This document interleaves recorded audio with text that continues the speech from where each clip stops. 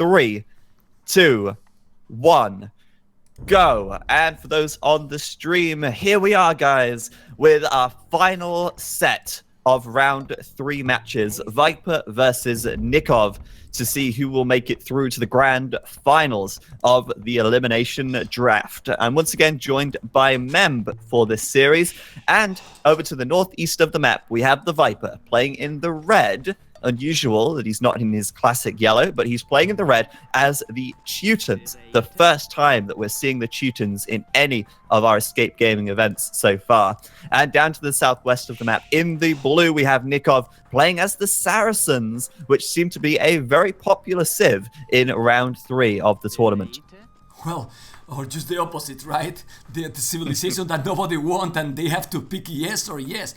Teutons and Saracens beginning the final in this game, Teutons is counter civilization for the late game. As you can think, oh, Teutonic Knights, they are so slow. They are counter units, they have special bonus against the Saracens, but this is thinking too far. Actually, also the Teutons, I think they have the advantage in the early game. Why? Farm bonus. You can also go with the crazy towers, and in this map, Zach, in this map with those stragglers, Serengeti map, the towers that are always a must, you can gather 10 population with those towers, and they have also murder holes. I don't know if from feudal age, I think they do, but still, crazy strong. So I really think better civilization for Viper.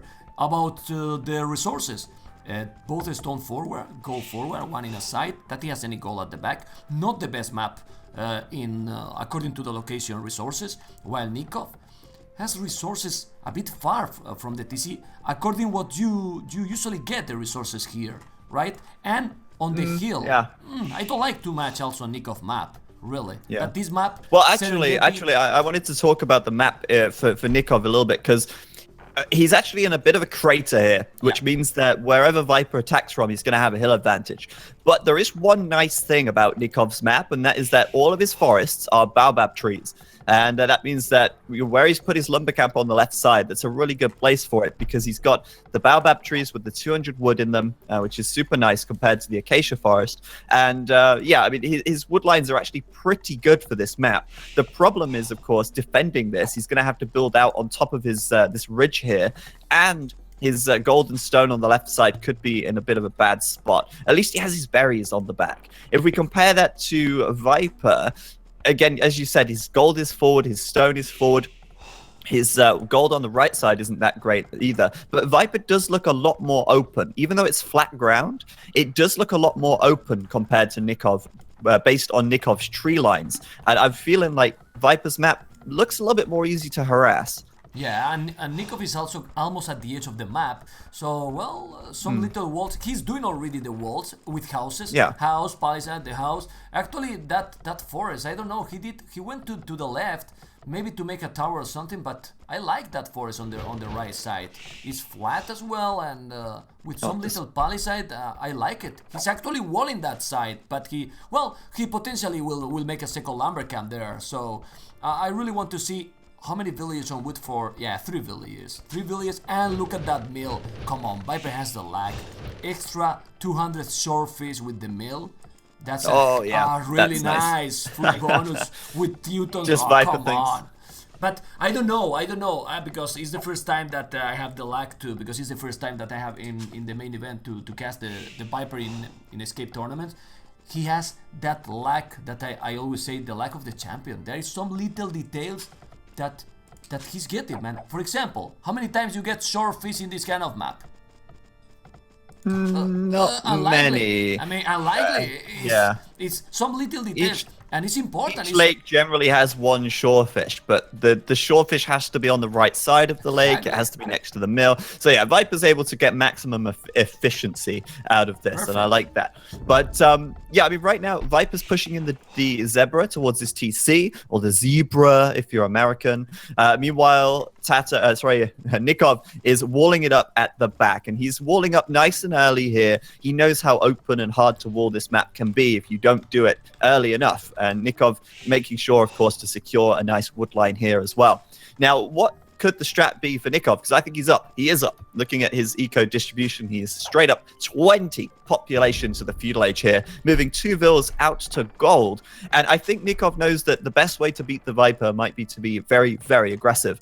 Though still no barracks just yet. We'll see that coming up in a moment. Whilst meanwhile, Viper on his side of the map, still busy pushing in the Zebra, still busy, just staying around his own base for now. But he is up to the feudal age on 21 population.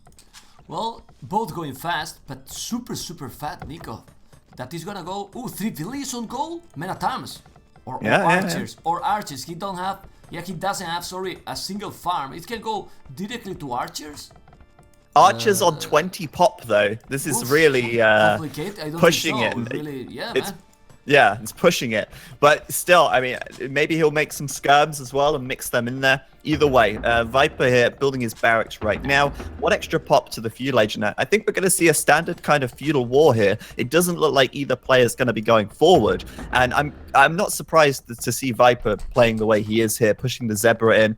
As you can see by his scouting, doesn't know where NICOV is. And maybe he'll play a little more defensive once he hits feudal until he has that scouting information. But yeah, I mean, rarely does Viper come forward with towers. Even when he's the Teutons or the Koreans, he probably prefers to play the more defensive style game.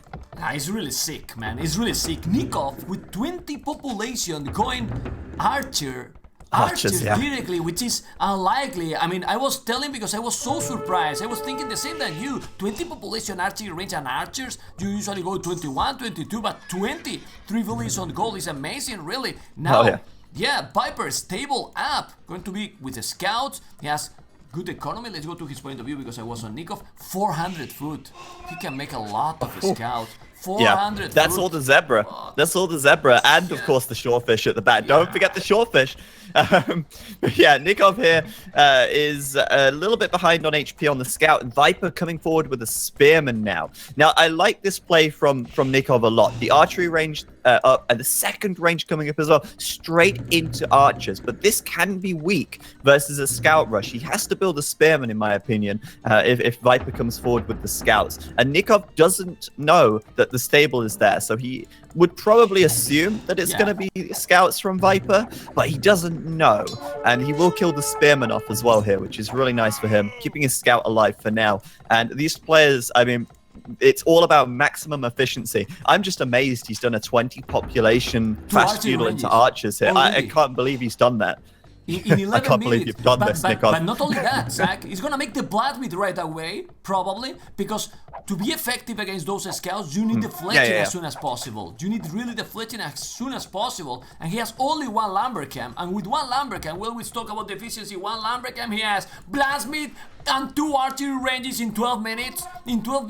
This is sick play by NICOV for now, but then you focus on 4 scout in 12 minutes as well for Viper. What the hell? And this is really nice. Viper switching into ranges, into skirms straight away. And of course, Viper knows 2 ranges from NICOV straight into archers. But I'm amazed by NICOV here. I think this map does work well because there is a lot of food. But here we go. No fletching for NICOV just yet. He's got to keep these archers alive. He cannot get caught out in the open versus Viper's scouts. That's just going to end so badly for him if these archers go down. But Viper still making the scouts. And I'm loving this playstyle because this commitment to scouts means a commitment to this feudal age aggression. So NICOV here coming in, Viper going to defend with the skirms whilst he goes out with the scouts. But instead of attacking NICOV's base, he's actually going to loop round. And NICOV here, I'm very scared for these archers. I think these archers might be going down any second now. Viper does just finish fletching as well, and he gets it before NICOV. That's incredible, considering he did all these scouts here. So yeah, NICOV going to back himself into a corner. No fletching still for NICOV here, probably a little bit short on food. There it is right now, but the skirmishers here are going to force NICOV away and force these archers into the open, where the scouts are just waiting to circling like sharks, drawn to blood in the water, just waiting for these archers to get out in the open where they can strike. And I think NICOV could end up losing all of his archers here. There is a big problem right now. Not only that he's going to lose the archers, if he's losing the archers, you check both town centers, but we're gonna see the fight. There is a lot of scout with couple of scrims with +1. He's gonna kill absolutely everything. Even if he's getting some scout and he's losing all, and now going away. He lost 1 HP everything. left. Yeah, 1 everything. HP on the scout for VIPER. Oh, man. So close to losing another one. Yeah. But yeah, of course, the skirmishes was the perfect play from VIPER there to counter those archers there. But NICOV still has a few archers at home. Anyway, you wanted to say about the TC? Yeah, NICOV, I wanted to say 37 something pop versus really VIPER's important. 41. Really And the important. TC's been idle, I guess? No, what is important is look at the farmers, man. Look at the farmers. Now he's doing 4 farmers, NICOV. The VIPER has 1 million farmers. Well, look at the farmers, the economy he has VIPER already. Because NICOV, with that 20 population, yes, and 1 lumber camp, now he's gonna make the 2nd lumber camp. His economy is suffering the consequence. Blast me, 2 archery ranges so quick, yes, if you make the damage, yes, but if you don't make it, look at that economy now. And VIPER with crazy economy, doing the wheelbarrow 16 minutes, perfect timing, 45 population. He's gonna have a great economy and harassing now the villagers with the scouts.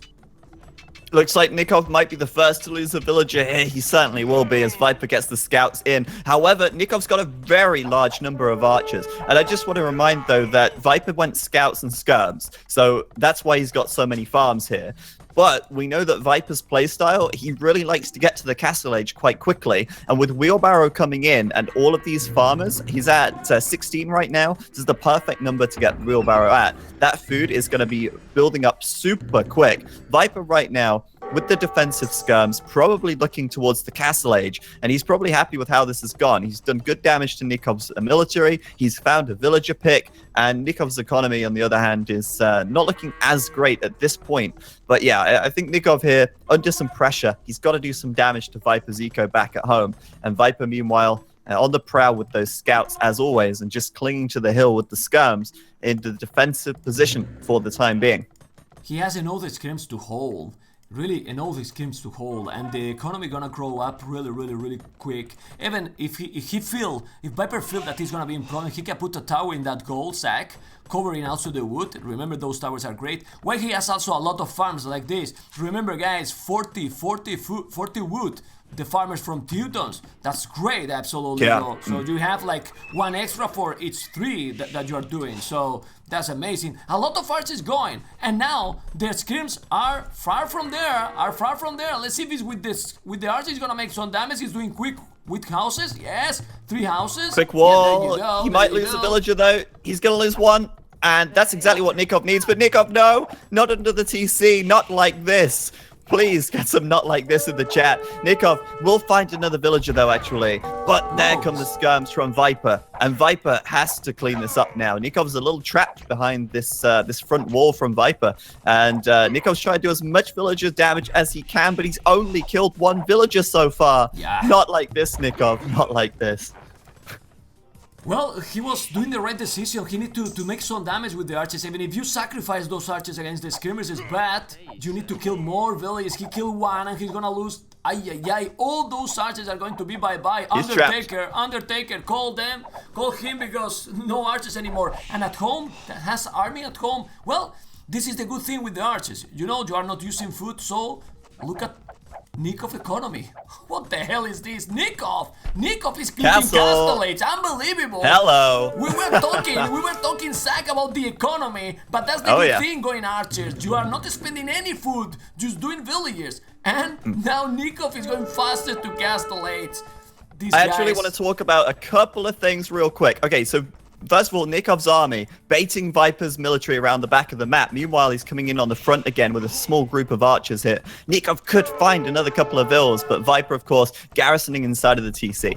The second thing I really want to point out, and this is a big one, horse collar is such a valuable tech from the mill. And obviously, for NICOV, he probably had horse collar before he seeded all of his farms up.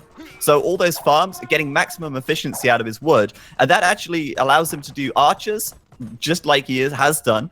And also, when he does get his farms up, since he's not had a huge amount of wood income, he's able to actually get all the farms, not have to worry about them running out and having to reseed them super quick. And this actually does allow NICOV to get to the Castle Age in a great time, ahead of the Viper here. And of course, he's playing as the Saracens, so he's going to start adding Knights. Love it. Yes, and a third point one. The Saracens market. I'm sure he used it. He has up the market. And with the Saracens market bonus, when it's Saracens market bonus, there you go. NICOV lost now so many archers, but since he's switching to stables, he might be okay. The population difference is just now those skirmishes, Zach, that Viper is still alive, but with the knights incoming now, crossbows, if he's doing some knights, he's gonna be no problem, gonna get those skirmishers, and he can also switch to camels if the Viper is doing knights as well. Exactly. And Viper's doing knights. He's already built the 2 stables as well. NICOV here first to castle, 2 knights coming out, and as you said, he did use the market to sell the stone. And that's kind of a big deal, because having no stone now means that NICOV can't build a second TC or a third TC. So NICOV, 2 stables, 2 ranges. He's doing crossbow. I think this is going to be a 1 TC power play from NICOV here. And what a game to start things off. I love this style from both of these players. Interestingly enough, Viper deleted his mining camp on this gold, and he's long distance mining the gold right now. I'm not sure why he's not rebuilt that. That's kind of weird, but maybe he's going to build a TC there instead. That could be the reason why. But still, yeah, for now, we hear camels coming out for NICOV as well, and Viper's on the defensive. There's that TC I spoke about, so that's was the reason why he deleted the mining camp there. He doesn't have a really good economy, Viper. He's really low on gold right now. He's only able to do 1 knight, nothing else for now. 1 knight plus 1, but now he's coming with knights and camels. At the back I see that elite scum. There's elite scum. Well, but we've got knights from NICOV and camels from NICOV here. Obviously, the skirms right now are pretty decent. Now they're elite, but still, those knights are getting stuck in there. And NICOV's keeping his crossbows well away. It looks like he will kill quite a lot of these skirmishes off before the TC goes up. And when that TC goes up, NICOV's going to have to back away. But what I would love to see from NICOV right now is a forward siege workshop and punish Viper for building into the economy. He's going. Zach, is he? He's sending a villager. Oh my God, he's sending a villager. He's going to go aggressive. He's going to put probably the siege workshop. There you go. Woo! I will put even more forward where the archers are there on this hill here. Why not? Really, in that hill, why not? But he didn't want to take any risk. The score, hopefully that the players are not looking in the score, because the score is absolutely tricky. 65 population NICOV, the Viper 59. So actually, NICOV is in a great position right now if he's doing the damage. The advantage in the economy might be a bit for the Viper soon, because he has 2 town centers. He's doing a monastery, but a monastery is not the way to go now, since he's coming with the siege workshop, right? And Viper's gold income isn't that great right now, so it's not like he's got huge surplus for monks and knights and crossbows. So yeah, Viper looping around on the left side with the knights. He is going to be looking to do some counter raiding, but NICOV should be prepared with the camels here to deal with this. Viper does have bloodlines +1 defense. NICOV does not have bloodlines on these camels, but that forward siege workshop from NICOV is going to be so nice as the mangonel comes out, and he's going to be pressuring that TC. Look at the gather point for the siege workshop. It's on the town center. Yeah, so I'm worried. Check on the left side. The knights are there. Hopefully the multitasking is going to be real. Let's see NICOV. NICOV's got the camels. NICOV. Well, he's going back fast, but he's going to lose a couple of villages or 3. One villager. Sure. It's only 1 villager. 2 villagers probably, or not? He's yeah, gonna lose two gonna go down. As the camels come out, 2 camels now, and the TC damage should be enough to push these knights away. NICOV should go straight back to work, wasting no additional time, and he's going to push that back. But now on the front, Viper's building his siege workshop, but it's so late. This TC is under fire already, and Viper cannot finish his siege workshop because the crossbows from NICOV are there. NICOV looking super good right now as the second mangonel comes in, and he's trying to punish Viper for trying to boom here, or at least build his eco. Can Viper build under pressure? This is going to be the big question now as NICOV's 2 mangonels come into play, and Viper's going to be also struggling for gold a little bit. I wonder, what's he doing at the monastery right now? A single monk? I don't know if that's going to be enough. He's struggling for gold. He's struggling from TC. goal all the time, Zach. And I wanted to point out, the skirmishes are really good, but when the combination is mangonels and crossbows, of course it's better combo, because the crossbows are way stronger against the village. But the tower, that tower is more important than we think right now, because of the Teuton's bonus. That towers you can put there everything. 10 villages. That he has the botkin, and he has the botkin arrow. Mangonel shot, now the mangonel shot. He's killing the villager forward. And now the mangonel. 1-for-1 trade. Well, very nice. Okay, so VIPER putting up a bit of a defense here. The tower, yeah, he's got bodkin arrow as well, so 10 range on that tower. But still, it's not close enough to the mangonels, and that means that VIPER is still losing HP on this town center. He can't gather the gold, and VIPER now is in a real bad position because he has to deal with this aggression. He lost, no, he didn't lose the stable. Yeah, he did lose the stable. He had 2, and VIPER, you know, he's so focused on defending this right now that he's not really hurting NICOV Zico back at home. He's coming out now, but NICOV's got the hill, and he's going to do his best to hold on to it. Another mangonel for VIPER coming out. NICOV's going to try and get the trade there. Watch this on the right side while we watch the battle on the left. VIPER actually going to have to run back as the camels coming in, the knights coming in, and that's a lot of skirms in that army. NICOV looking fantastic right now. Looking fantastic. But he still need to make some mangonel shot. I mean, he need to kill some mangonel as well, not trading, because he's spending a lot of resources. Remember that he's still in one town center. He need to kill the mangonel. He got it. He got it, exactly. This is what he really need. He really need that because he's in one TC. And well, you are hitting the TC idle time, yes, but you need to kill. And now he's saving the mangonel as well. There you go. I will send another villager forward to repair. Yeah. I will send another. I was going to say the same. Yeah. He needs to send villagers to repair this. Is he? Yeah, okay, good. 2 villagers coming forward to repair the mangonels. 4 mangonels for NICOV right now. VIPER has just a single mangonel. And, you know, VIPER's at 94 population. NICOV's at 85. So VIPER... Oh, he traded in the last second. Very close. In the last second. Oh, and then VIPER's look at army that on the tower. left side, though. NICOV still doesn't have bloodlines, so these camels aren't quite that effective as he would hope. But he's got enough crossbows behind this. I think he can clean this army up. Now, the thing is here, VIPER has a lot more villagers than NICOV. His economy is a lot bigger, but it's also under a lot of pressure. And if VIPER loses this TC on the front, this could be absolutely devastating for him. Now, maybe NICOV could consider adding some rams as well, but with the villagers here, he can repair the mangonels. And VIPER gonna lose his siege workshop also here now.